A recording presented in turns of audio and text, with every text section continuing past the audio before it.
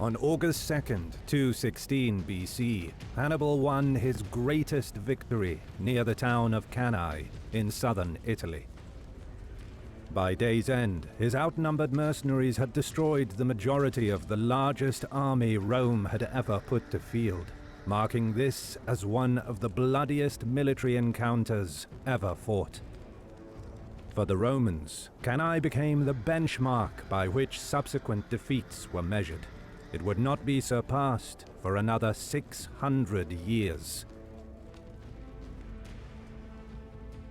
The dazed survivors of the Roman army dispersed.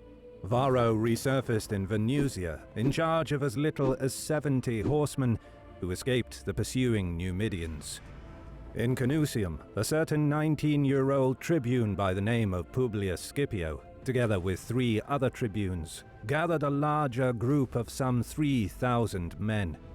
Despite barely escaping the carnage, the young tribune was notable for inspiring the troops, going as far as threatening to kill those who spoke about fleeing and forcing the men to take an oath never to betray Rome. In the days that followed, up to 10,000 survivors would converge on Canusium, and Varro would resume command. The question was, what would Hannibal do now?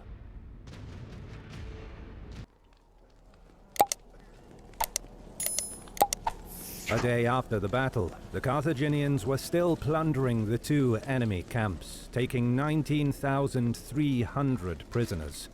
Hannibal saw to the burial of his fallen troops and gave Paulus a proper burial. But the dead Roman soldiers were left to rot in the sun. While more than 50,000 men lay dead or dying in the plain below, the Carthaginian leadership met at a villa in Cannae. Visibly exhausted, they were in disagreement. Hannibal and some of his officers wanted to rest the army and prepare for the campaign in southern Italy. Maharbal, a prominent cavalry commander, was among those who wanted to march on Rome without delay.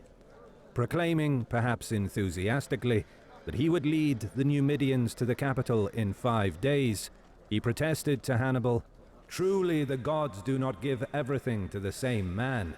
You know how to win a victory, Hannibal, but you do not know how to use one."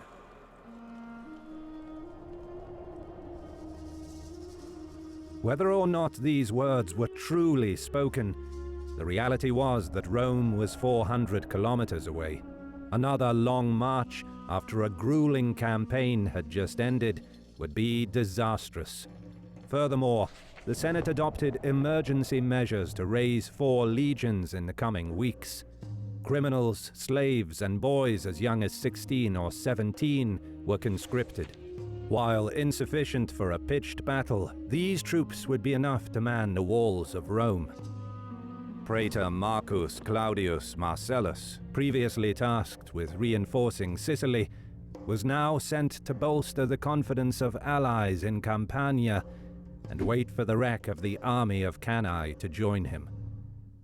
If he were to march on Rome, Hannibal would be placing himself between 2 Roman armies and would need to fend off relief forces that the Senate would muster over the coming months.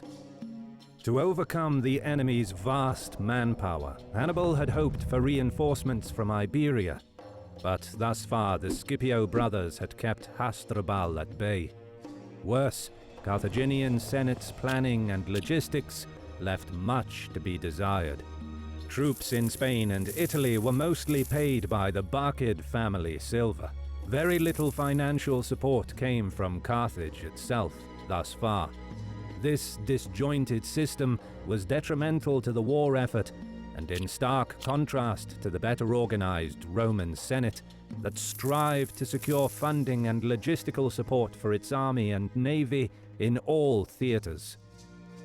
So far, the only attempt to supply Hannibal was a fleet of 70 ships that roamed the waters of northern Italy in the aftermath of the Battle of Trasimene in 217.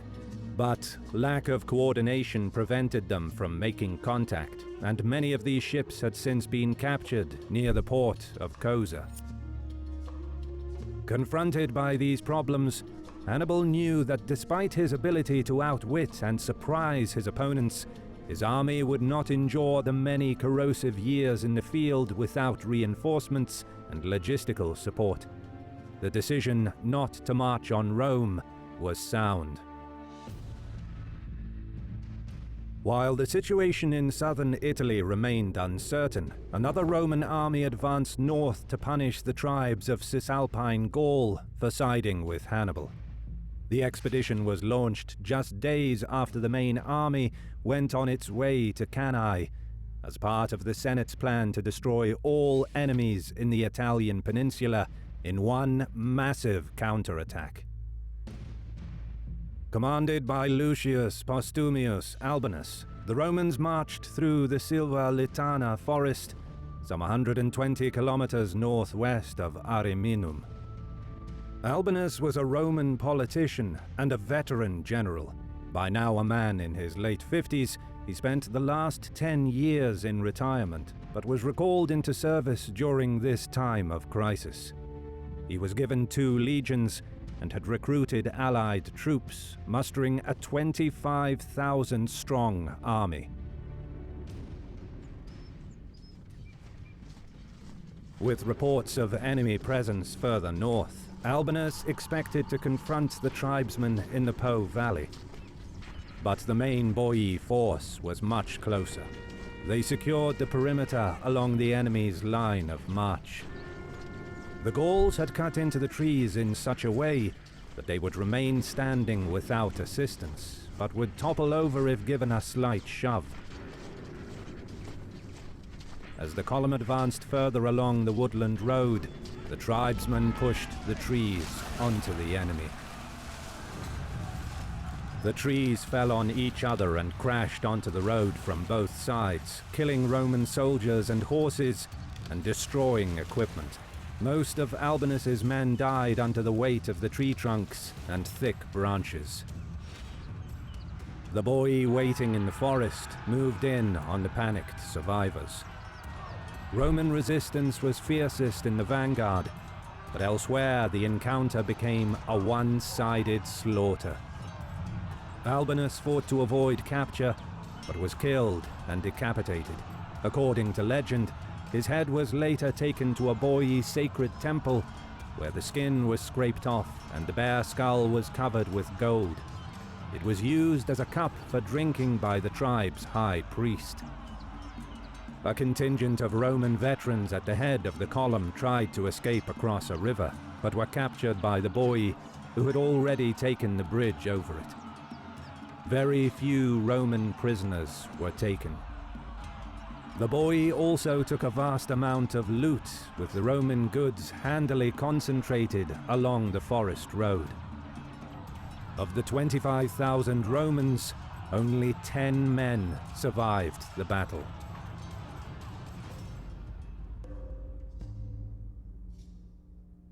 Reports of the annihilation in Silva Litana came mere days after the catastrophe at Cannae. A panic hit the city of Rome.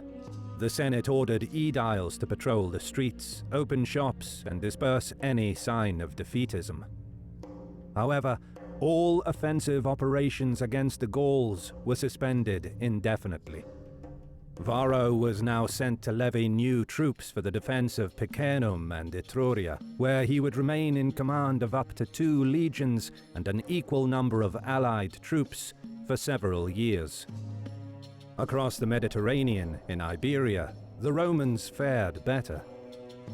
Hasdrubal Barca managed to reorganize his forces after the defeat at the Ebro in 217, and, after receiving a contingent of 4,000 infantry and 1,000 cavalry from Africa, he decided to close the distance against the Scipio brothers.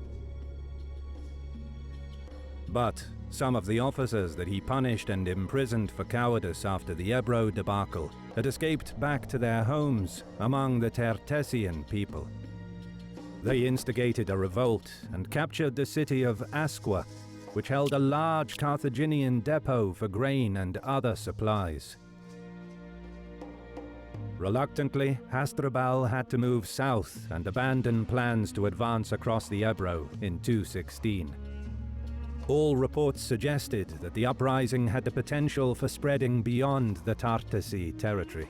This would destabilize Carthaginian rule in Iberia, damage Hasdrubal's supply lines, and endanger the safety of the rich copper and silver mines that were vital for the war effort.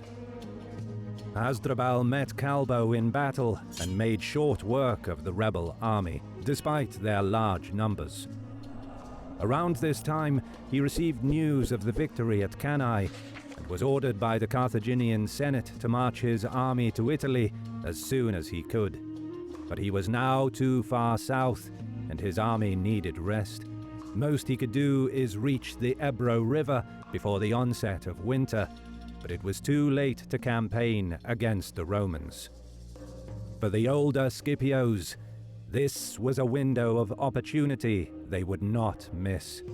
Previously, except for a brief expedition south of the Ebro, they largely stayed north of the river, weary of Hasdrubal's generalship and the vast resources he had at his disposal. But, taking advantage of the Carthaginian general's absence, the Scipios negotiated an alliance with some of the Celtiberian tribes. In addition, they enlisted many mercenaries from their ranks and began preparations to push south across the Ebro next spring.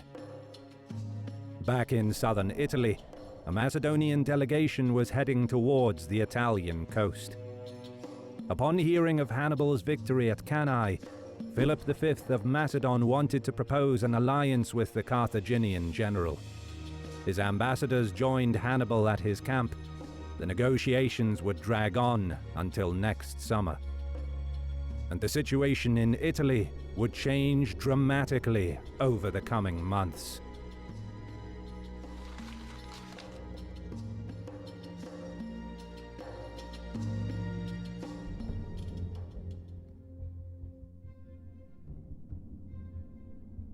Cut off in Italy, Hannibal would yet again show his uncanny ability to adapt to an unfavorable situation. During his year-long trek across the Apennines and back, he dispersed a vast number of scouts. Gradually, this network of spies uncovered how Rome interacted with the region. Hannibal learned that a variety of treaties tied the communities of southern Italy to Rome, which acted as hegemon of this alliance, rather than a ruler. Rome counted on its allies to supply half of the manpower and material that were vital for the war effort. But most of these communities were non-Roman and didn't speak Latin, and some were becoming disaffected by the high-handed Romans. This was the weak link that Hannibal needed. Continuing his policy of clemency towards non-Romans, he released up to 11,000 Italian captives back to their homes. This calculated move prompted a surge of defections. He would now have access to resources needed to create his own base of operations in southern Italy. Next, he dispatched his brother Mago to Bruttium, where he was to consolidate Carthaginian control, recruit new troops, gather war supplies, and subdue cities still loyal to Rome. Lastly, he released 10 Roman prisoners so they could arrange for the ransom for their 8,000 compatriots captured after the Battle of Cannae. They were escorted by Carthallo, another prominent cavalry commander. By including one of his own officers in the delegation, Hannibal intended to seek terms, declaring that his objective was not to destroy Rome, but to restore Carthaginian dominance over the western Mediterranean. After all, by contemporary standards, he was the victor. With Rome's hegemony over Italy and its very future in doubt, surely, he thought, they would see sense. He was wrong.